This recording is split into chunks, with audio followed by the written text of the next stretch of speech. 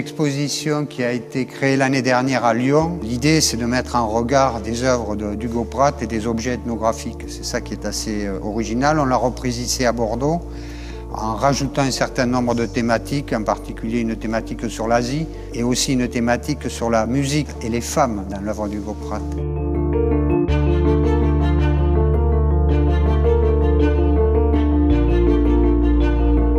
Nous avons croisé l'univers graphique d'Hugo Pratt, tout support confondu, les aquarelles, les esquisses, les bandes dessinées, avec des objets issus des collections du musée d'Aquitaine, mais provenant aussi de musées du monde entier, dont une invraisemblable fausse tête réduite Givaro, qui semble être sortie d'un des personnages créés par Pratt dans les aventures de Corto Maltese, qui est le professeur Steiner. C'est une histoire insensée. Ni les uns ni les autres se sont rencontrés, mais simplement nous organisons cette rencontre.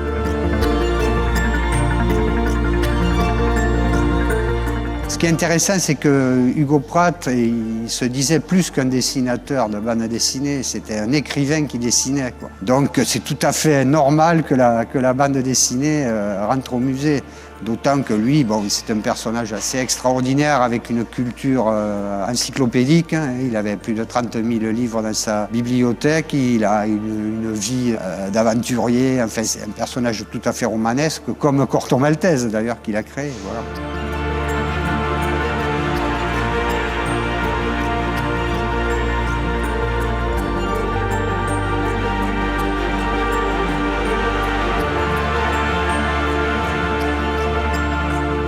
C'est un genre très particulier, c'est du cinéma figé, c'est de la peinture développée, c'est un art en soi, vraiment, qui laisse en plus au lecteur le soin de reconstituer les images qui manquent, de donner des voix aux personnages et de faire lui-même sa bande-son. Donc c'est un grand univers aussi de liberté, et montrer de la liberté dans les musées, c'est plutôt bien.